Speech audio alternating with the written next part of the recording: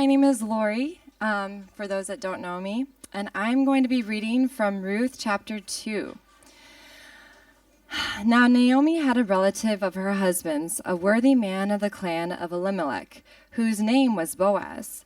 And Ruth the Moabite said to Naomi, "Let me go to the field and glean among the ears of grain after him, in whose sight I shall find favor." And she said to her, "Go, my daughter." So she set out and went and gleaned in the field after the reapers. And she happened to come to the part of the field belonging to Boaz, who is part of the clan of Elimelech. And behold, Boaz came from Bethlehem. And he said to the reapers, "The Lord be with you." And they answered, "The Lord bless you." Then Boaz said to his young men, his young man who was in charge of the reapers, "Whose young woman is this?" And the servant who was in charge of the reapers answered, "She is a young Moabite woman who came back with Naomi from the country of Moab." She said, "Please let me glean and gather among the sheaves after the reapers." So she came, and she was continued from early morning until now, except for a short rest.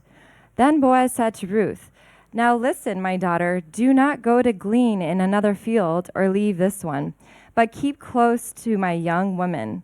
Let your eyes be on the field that they are reaping, and go after them. Have I not charged the young men not to touch you? And when you are thirsty, go to the vessels and drink what the young men have drawn."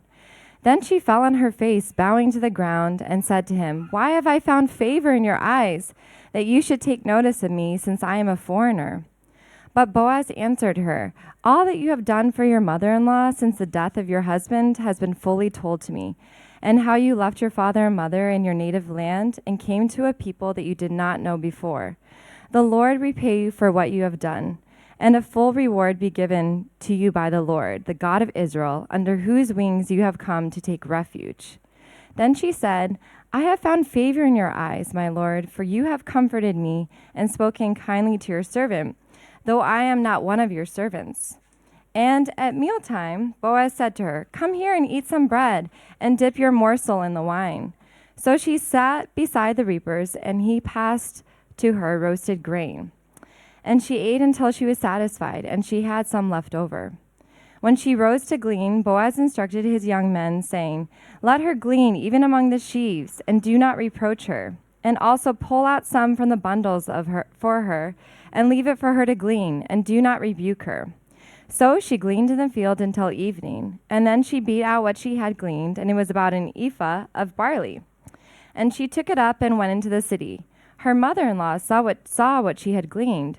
She also brought out and gave her food, what was left over, after being satisfied. And her mother-in-law said to her, "Where did you glean today? And where have you worked? Blessed be the man who took notice of you." So she told her mother-in-law with whom she had worked and said, "The man's name with whom I worked today is Boaz." And Naomi said to her daughter-in-law, "May he be blessed by the Lord, whose kindness has not forsaken the living or the dead." Naomi also said to her, "The man is a close relative of ours, one of our redeemers." And Ruth the Moabite said, "Besides, he said to me, 'You shall keep close by my young men until they have finished all my harvest.'"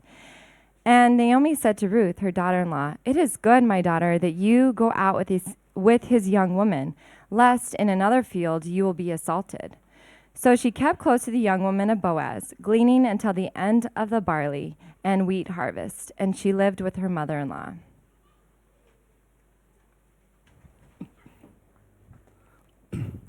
Thank you, Lori. She's got that good teacher voice, right? So thank you, Lori, for reading Ruth chapter 2 to us. Thank you, and welcome to all of you. Thank you for choosing to worship with us this morning. Welcome, Life Point Church. Special welcome, I just want to say, to our good friend Hannah, who's visiting with us from the Philippines. And so it's good to see you, Hannah. Also, a special welcome to those of you who are here in Thailand serving for this past week. We want to welcome you as well. Thank you for investing and sacrificing your time and your effort to further the kingdom here in Bangkok. I pray that the Lord would bless the efforts and the things that were done, that it would strengthen the local church. I pray that God may call some of you back to Thailand. And so who knows what the Lord's going to do, right?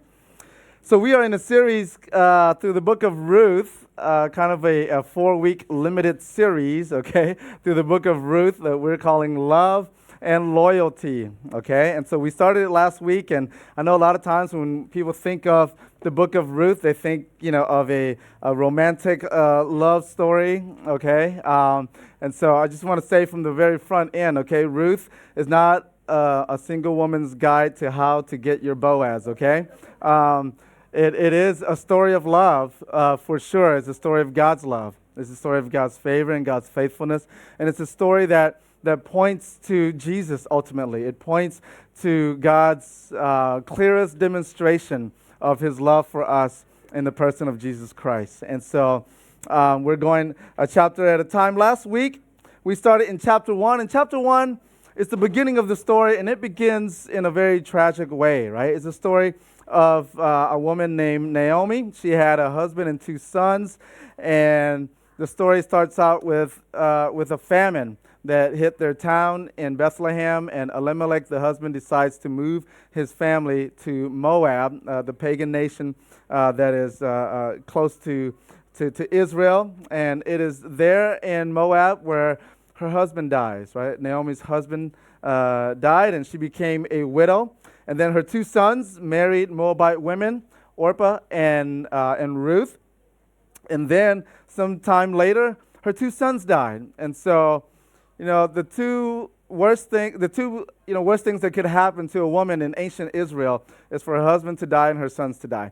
And so Naomi was left in this very, very tough situation. And so now she has no husband, she has no sons, and she is left with 2 Moabite daughter-in-laws. And they are also widows. So here's a group of widows, right? And so she decides to go back to Bethlehem.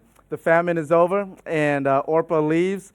And Orpah stays in Moab, but Ruth clings to her mother-in-law, okay? And so Naomi, in chapter 1, what we saw is that she ended up in sort of this place in her life where she was very bitter. She was very angry at God.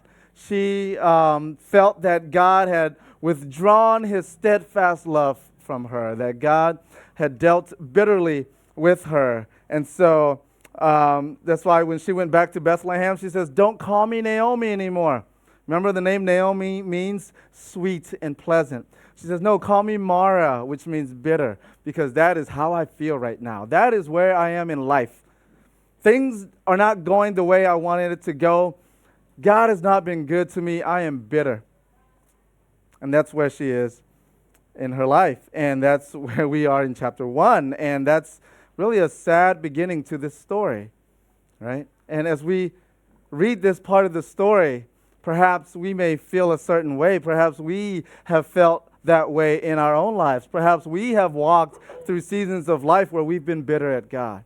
Perhaps we've walked through seasons of life where we felt like it was a dark time, and perhaps we have felt like God has abandoned us as well. We can't make sense of what is happening in our life, and we don't know the steps to take that are ahead of us. But let us keep in mind that God is at work, that God works even when we don't see it, that God is working to turn the darkness into light. And that's what we're going to see as we go through the book of Ruth, okay? And so, again, when we get to the end of chapter 1, we begin to see a glimmer of hope. We begin to see some good things happening, right?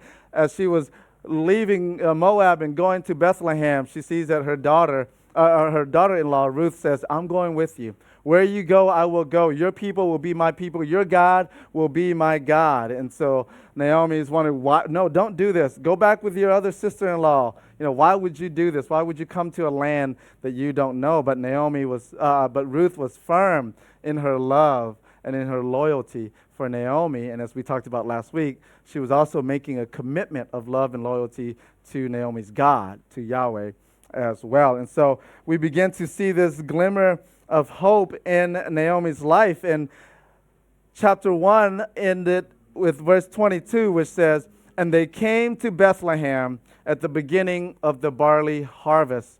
I don't want you to miss the significance of this. Chapter 1 started out with famine, and chapter 1 ends with harvest. Chapter 1 started out with famine. And in those days, when the judges ruled, there was a famine in Bethlehem. And by the time we get to verse 22, they get to Bethlehem, and it's the beginning of harvest, the beginning of harvest season. Hope is coming. Darkness is turning into light. We just went through an entire chapter of darkness and hopelessness and bitterness. And now, when we get to chapter 2, we're going to begin to see a turn in the story. So far, a lot of the story has been on Naomi. But when we get to chapter 2, the focus is going to begin to shift and come on to Ruth. Remember, this is not the book of Naomi. This is the book of Ruth, okay? And so Naomi begins to kind of fade in the background, and the light begins to shine on Ruth's story. Ruth becomes the central figure now. She is no longer secondary in the story, all right? And so they get to Bethlehem. The famine is over. It is the beginning of the barley season. This would have been somewhere in April, late March, maybe early April, okay? So they get back, and what are these two widows going to do? How are they going to survive? No husband, no sons, okay? No children, just an old widow and a young widow. What are they going to do in Bethlehem? How are they going to survive? So how is Ruth going to take care of her mother-in-law? She's made this commitment to care for her mother-in-law. How is she going to do it? All right, as we look at this story, we wonder, right, as you're watching this limited series on Netflix, okay, you're wondering, where is this story going to go? In verse 2, it tells us that Ruth the Moabite said to Naomi, her mother-in-law, "Let me go to the field and glean among the ears of grain, after him in whose sight I shall find favor." And Naomi says to her, "Go, my daughter." Okay? So they get there, and Ruth is like, "I've got to take care of you, Naomi. So I'm going to go and I'm going to look for work." Okay? Now, ancient Israel was an agricultural society. And so for her to say, "Let me go to the field," is her way of saying, let me go and find some work so we can have food, so we can eat. Now, back in that day, there weren't too many options for women to work. She couldn't just say, "Hey, Naomi, Mom, I'm going to go and I'm going to apply at 7-Eleven, okay? Don't worry, I'm going to work a job." No, she couldn't say that, right? But this was her way of finding work, okay? And it was especially hard for widows to find work. Back in that day, if you were a widow and you found yourself in a desperate situation, you either were at the mercy of the kindness of others to take care of you, you could go and beg, or you could go and prostitute yourself and make money. And those were really the three main ways for income back in that time. But what we see with Ruth is she didn't go that route, right? She said, I'm not going to go and be a beggar. I'm not going to sell my body on the street. She said, "Let me go and find some work. Let me go and find some work." This tells us something about how she carries herself. This tells us something about her morals. This tells us something about her work ethic, okay? And so she says, "I'm going to go and I'm going to go glean among the ears of grain." All right, we're going to talk a lot today about agriculture. We're going to talk a lot about gleaning, okay? And by the time we are done with this sermon today, you can go out and plant wheat and barley, okay? That's where we're going today. Gleaning was hard work. It was dangerous work. I know some of you are new to Thailand, and wow, what a week to choose to come and do outdoor work, okay? This is some of the hottest time of the year, and this week was especially hot, so God bless you for being out in the heat this week. But gleaning was hard work. Being out in the field was hard work. So let me take some time and explain the process of harvest. And I promise you this will help you to understand the story and will help you understand a lot of things in the Bible and a lot of illustrations that Jesus uses in his teaching as well. Okay? So wheat and barley are two of the major crops of Israelite culture. And they were the seeds were usually sown in the late fall, early winter, around November, December. And so by the time we get to the early spring, barley was the first of the crops to begin to ripen, okay? So wheat comes afterwards. And so barley is the first. And so you would have to harvest the barley, okay? So first step in harvesting barley, reapers would come, and they would take a sickle, and they would cut the stalks, okay? Now, if you grew up in Thailand, you've been around rice, this might sound a little bit familiar with rice harvesting as well. So they would cut the stalks, okay? And then they would gather the stalks into bundles that's called sheaves, okay? And so we read about some of that here in chapter 2. And they would tie it together, and they would bundle it up. The next step would be to transport these bundles, these stalks that were gathered together, and they would separate the grain from the husk. And one way they did that, there were several ways, but one way is to just simply beat it on the ground. Beat it on the ground, okay? So they would just beat it on the ground on what's called the threshing floor. This is where they would thresh, okay?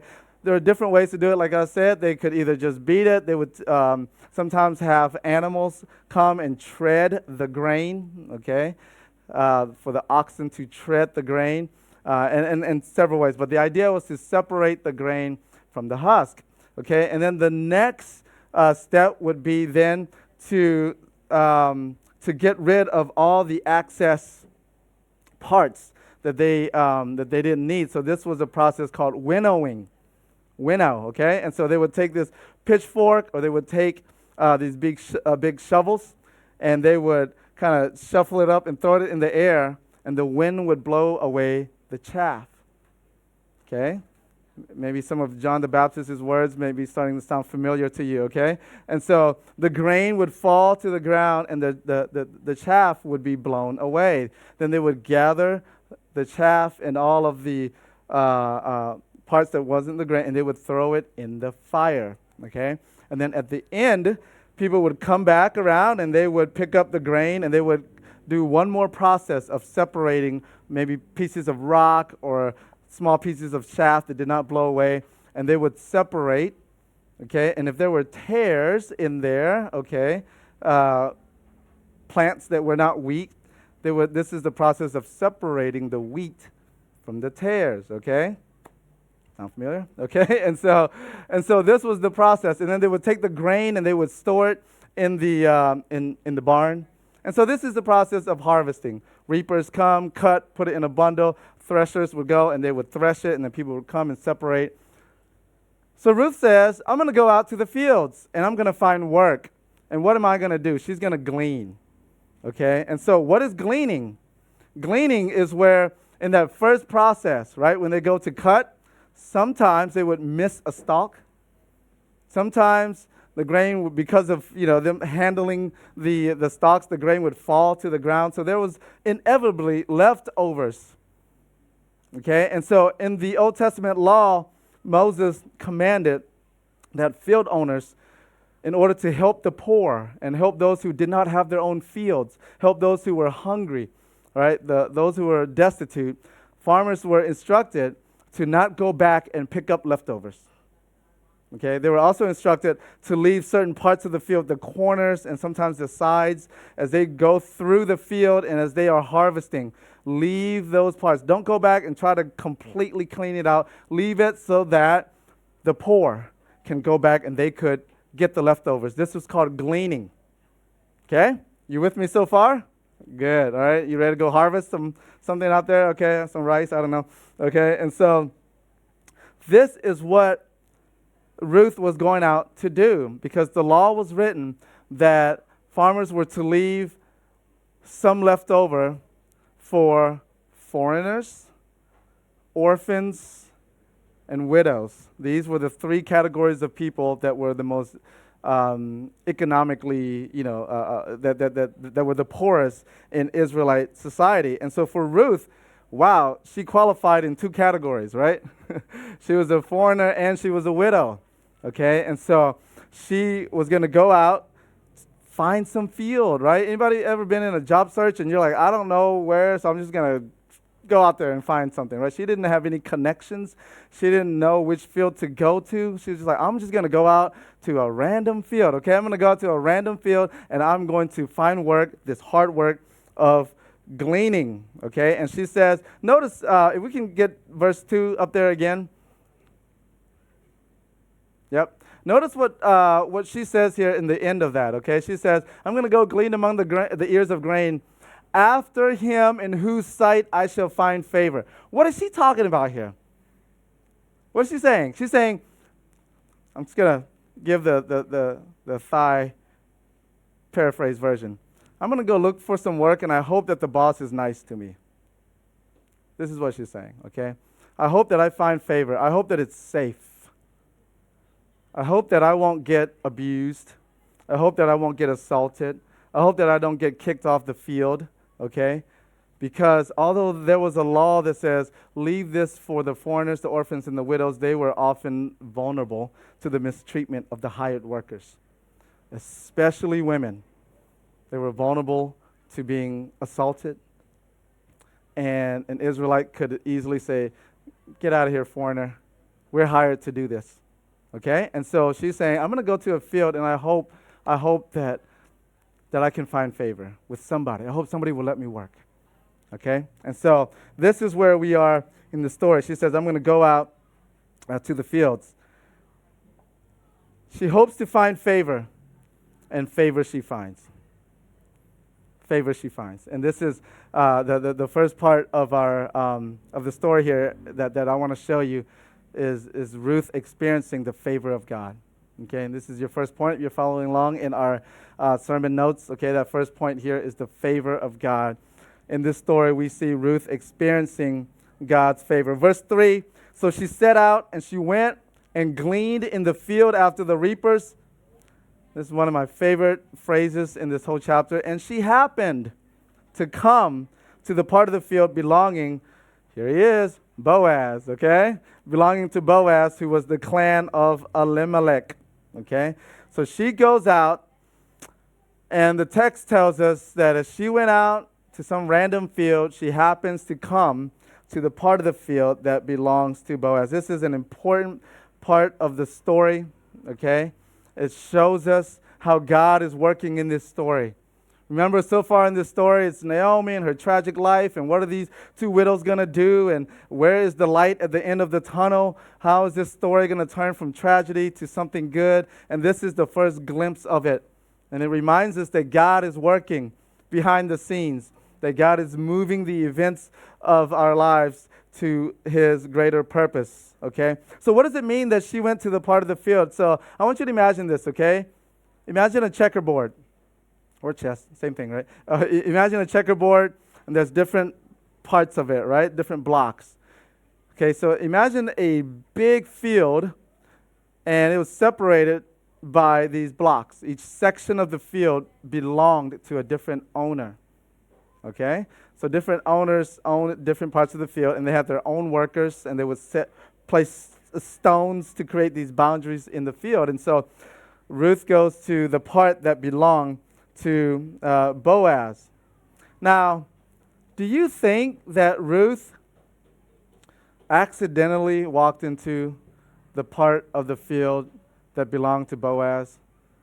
Do you think that this was a coincidence that Ruth ended up in the field that belonged to Boaz?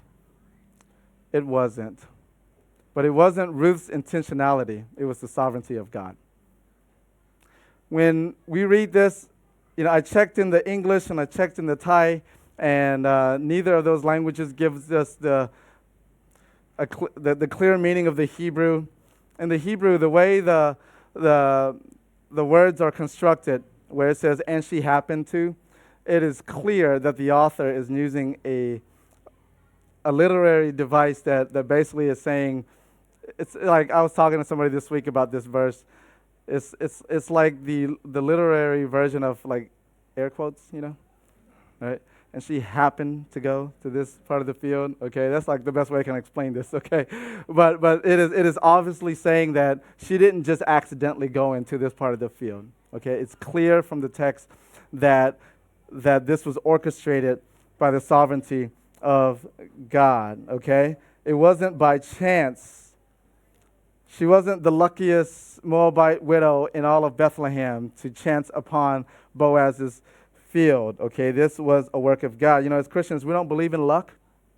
We don't believe in fate, all right? We believe in a sovereign God who works all things and who is in charge of every detail of our lives, who moves everything towards his purpose. And God orchestrated all the events of Ruth's life to bring her to his greater purpose. And God is orchestrating all the events in your life, all the details that you think you're in charge of. God is ultimately sovereign over all those things because he's got a plan for your life. He's got a purpose for your life. And you may not understand it when you're in the middle of it. You may not understand why this thing is happening, why that thing is happening, but God is sovereign over it all. And we must continue to trust him and to walk in faithful obedience. And the Lord will show you the purpose for each season of your life. You know, as I think about my own life, as I think about my own story, you know, I think of little things, little details that happened that brought me to certain parts of my life, right? So, for example, and I thought I'd share a story that is how I met my wife, for example. All right, my sister was a college student at Union University in Jackson, Tennessee, and the internet was a new thing at the time. And so she decided to try out this thing called the internet, and she found out about this like conference all the way in Oklahoma, right? It was a conference for like Lao American Christian churches to go to. And so she just happened to stumble upon that website and found out about that. And so that summer she happens to convince my parents to make a 13-hour road trip to Oklahoma Baptist University to go join this conference. And when we arrived and we got there, there was a lady that was sitting there, happens to sit there at that table, who was doing our registration, and she had next to her her two daughters. And I eyed one of those daughters, and and so it just happened that one of her daughters sitting there as our family shows up at Oklahoma Baptist University is a young lady by the name of Angie Nordy, who is now Angie Mitsupan, my wife. And so I just think of these things, and I'm sure you can think of different things in your life. Maybe it's your story of how you met your spouse, or maybe how you got your job, or how you ended up here in Bangkok, Thailand, or whatever those things are, right? And you think, wow, this happened, and this happened, and this happened. Wow, was that all a coincidence? Was that all an accident? And as believers of Christ, we believe that God is sovereign over all details. He's sovereign over all details, and he's sovereign over Ruth's life. And so she happens to go to the part of the field that belonged to Boaz. Now, who is Boaz? This is the first time in the story that we are introduced to him. It's not the first time that we are told about him. In verse 1 of chapter 2, we were already told some things about Boaz, right? Look with me in verse 1. It says, now Naomi had a relative of her husband's, a worthy man of the clan of Elimelech, whose name was Boaz. Notice this is how the story began in chapter 2. We are told of the man named Boaz. Who is he? He is a relative of Elimelech, who is the deceased husband of Naomi. And it says that he is a worthy man. Before we even read anything about what Boaz is going to do or did, we are told that he is a worthy man. And this is a phrase in the Hebrew that tells us that he is somebody of affluence and influence, okay? Meaning that he was a man who was a man of great means, okay? He had wealth. Obviously, he owned a field, okay? But also that he had a reputation for being a stand-up guy. He was, somebody that was respectable in the community, okay? And so this is what we know so far about a man named Boaz. He belonged to the clan of Elimelech, and he was a worthy man. Now, Ruth doesn't know who Boaz is. Naomi didn't say, hey, we're coming into Bethlehem. There's somebody, his name is Boaz. He's a part of our clan. He's got money, and he's respectable. No, Ruth, we don't see that in the text, right? The reader is told this, but Ruth is not told this. So she doesn't know that, right? And so she goes out and she's gleaning, working in the field, and then Boaz shows up. The boss shows up to his factory. Okay, he shows up to his field. Verse 4 says that Boaz came from Bethlehem. Remember, they're out in the fields, and so he came in from town, and he says to his reapers, "The Lord be with you."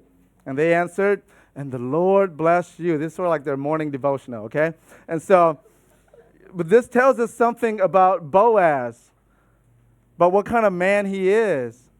He owns a field. He has hired workers. He has servants. He is a person of importance, and yet he comes out to the field. He doesn't just stay in the town and works his affairs from there, and then just sends his Luke Nong out there. But he comes into the field himself, and he greets his workers.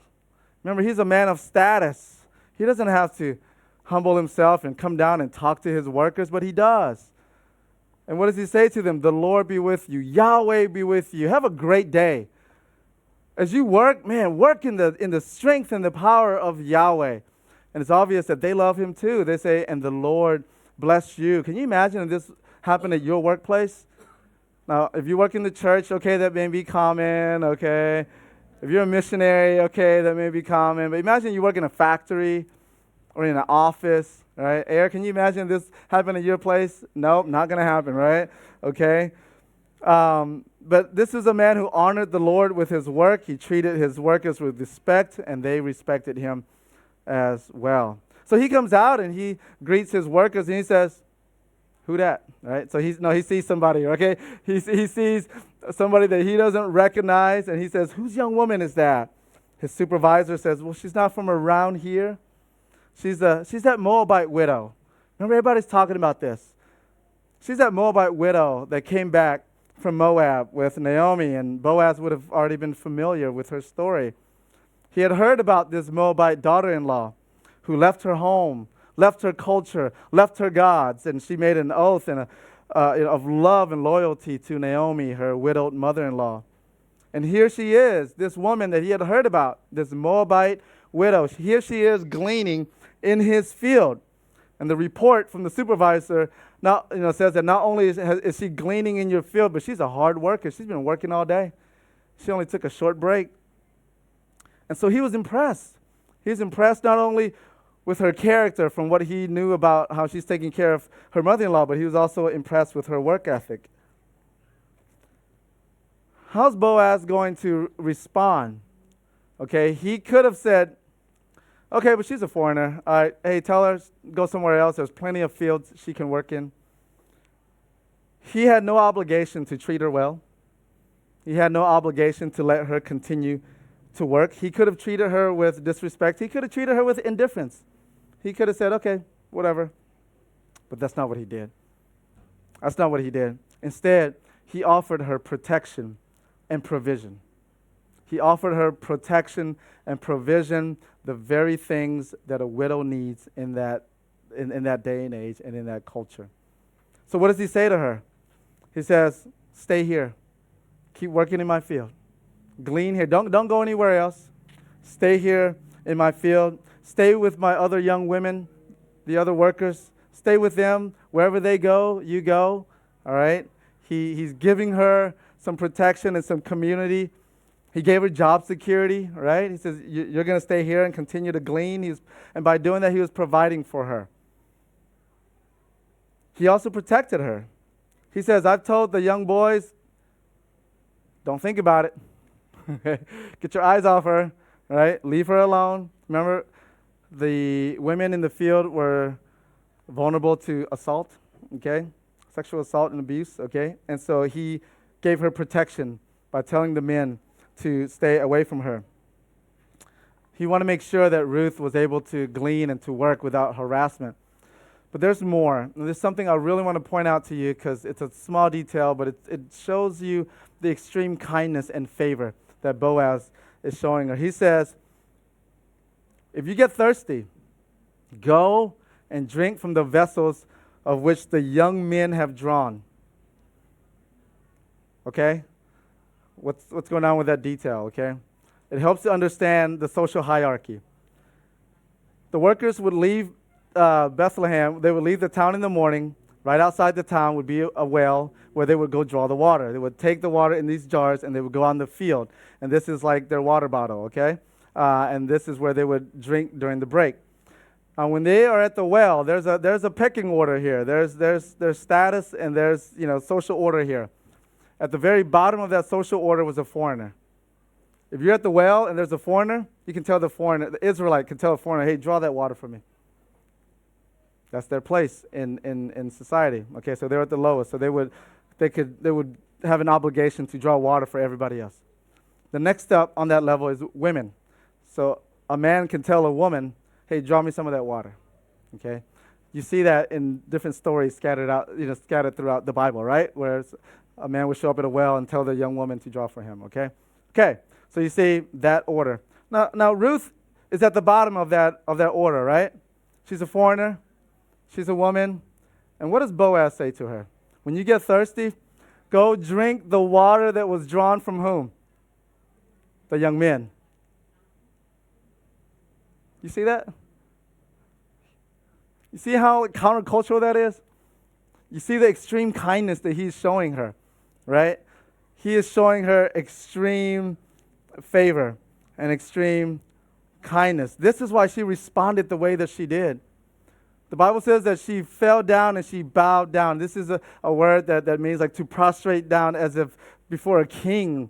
Right? She bows down and she says, why have I found such favor in your eyes? I am just a foreigner.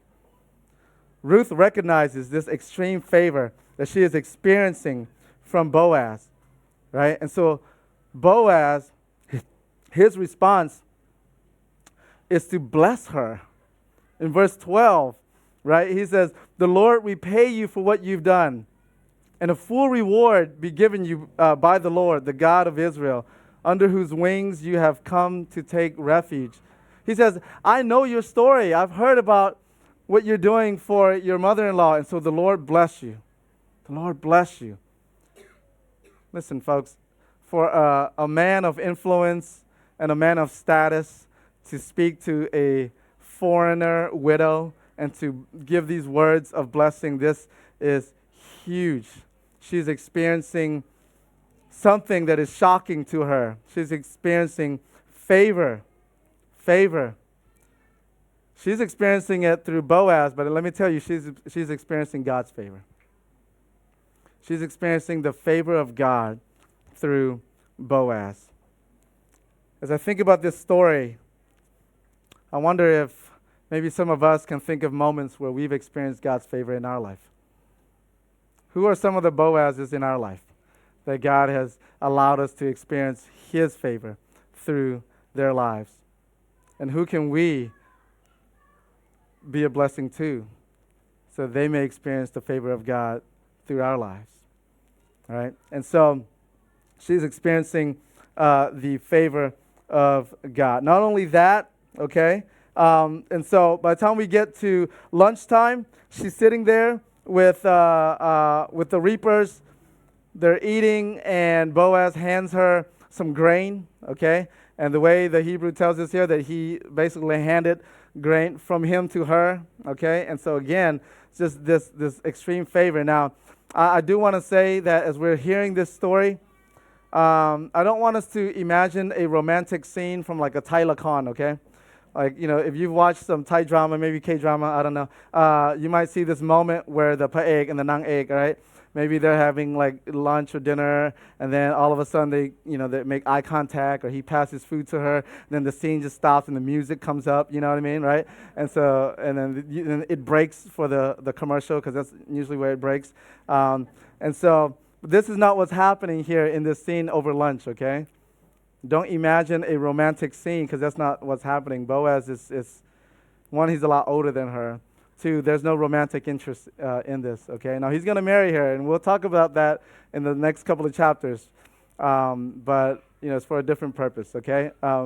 He is loving towards her by showing her this extreme kindness and this extreme grace, but it is not a romantic love scene, okay? So she goes back to work, has a full day of work, and she ends up with an ephah of grain. How much is an ephah of grain? I don't know, it's a lot, right? No, it's about 22 to 36 liters. It would have been about 30 to 50 pounds. You don't have to know all the details. Just know it was a lot for one day.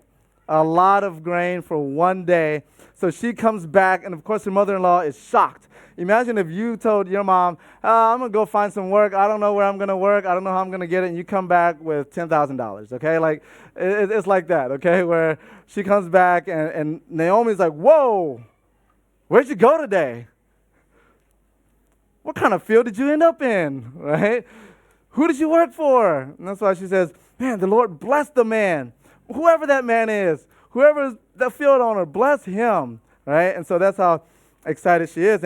And so then Ruth, we're running out of time a little bit here. I'm going to try to wrap up. Then Ruth says, his name is Boaz. Now, if this was a movie, oh, man. If this was a movie. Naomi, she's sitting there like, wow, where'd you go? And whose field did you go? His name is Boaz. Come again? Like who? Would you say Boaz? Did you say Boaz? Did I hear you correctly? Naomi couldn't believe her ears. I believe something begins to change inside of her. I believe that hope is rising in her heart, that darkness, there's light that's beginning to shine in her heart. Remember that Naomi at this point is angry and she is bitter with God. Her future had been stripped away. Her husband and her sons died. She believed that God had abandoned her and left her and that she was hopeless. And now she heard her daughter-in-law say, I brought all this back and it's from Boaz. And she realizes something. I believe that Naomi begins in this moment to realize God hasn't left me. God hasn't left me. There's hope after all. God must be in control. How'd you end up in Boaz's field? And so she praises God in verse 20. She says, may he, talking about the field owner, Boaz, may he be blessed by the Lord, whose kindness has not forsaken the living or the dead. Okay? I'm going to quickly try to wrap up here and explain what she is saying here, because not only do we see the favor of God, but secondly, we see the faithfulness of God in this text. Naomi realizes that the Lord's kindness has not left her, and she says that his kindness has not forsaken the living or the dead. Let's talk about the living. The living, she's talking about herself and her daughter, her daughter-in-law, those who are still living. The Lord he hasn't left us. He is faithful. I'm seeing his kindness right now in these events, is what Naomi is saying. And praise God, because he's still showing his kindness to the living. And then she says, and to the dead. What's that about? Okay? Who is she referring to when she says the dead? She's referring to her husband and her two sons. That he has shown his faithfulness and his kindness even to those who've already died. Now, how do we know that she is referring to Elimelech and Mahlon and Chilion, her two sons? Because of what she says next. In the second part of verse 20, she says, this man that you just told me, Boaz, he's a close relative of ours and one of our redeemers. And one of our redeemers. Okay? And so this is hopeful for her. This shows that he hasn't left them. He hasn't just left this family of Elimelech without descendants. You know, because as the widow, without a husband, without sons, there's no prospect of continuing the family line. Okay? But now she says, Boaz, he's a redeemer. He's a redeemer. Okay? And so there's hope here at the end. Okay? We're gonna cut it here, okay? And we're gonna go save the rest for next week, because I want to explain to you next week the importance of a redeemer, okay? And so you can go on and read in chapter 3 and 4 to kind of get on ahead here. But we're gonna see this theme here in the book of Ruth of what a redeemer does, and why this was a sign of hope for Naomi. Because although we know that Boaz qualifies as a redeemer, the question is, will he redeem Ruth? Will he redeem Ruth? He doesn't have to, because she is a foreigner. Redeemer laws apply to Israelites. And if you went and married outside of Israelites and you got yourself Moabite women, you sort of lose that that right of being redeemed. And so we're going to look, and we asked the question in the next couple of weeks. Okay, Boaz can redeem, but will he redeem Ruth? And we're going to talk a lot more next week about what a redeemer is. But chapter 2 ends with hope. Right? Naomi and Ruth, who've just experienced this difficult season of life. Things were dark for a long time, but light is finally coming. We're seeing that God is working, that even when we don't see him, he's working. Even when it doesn't feel like he's working, he is working. Even when it doesn't seem like he is listening, he is listening. We don't understand what he's doing or why he's doing it, but he is working towards our great purpose. And that's as we close this story, that's what I want you to take away from this morning as well. Remember that God is in control, that God is working in your life, that God is orchestrating all the circumstances of your life toward alignment with his will, for his glory, and for your good. So trust in him. Like Ruth did, take refuge in him. Remember that his loving kindness has not forsaken you, so don't forsake him, but cling to him. Let's pray. God, we thank you for the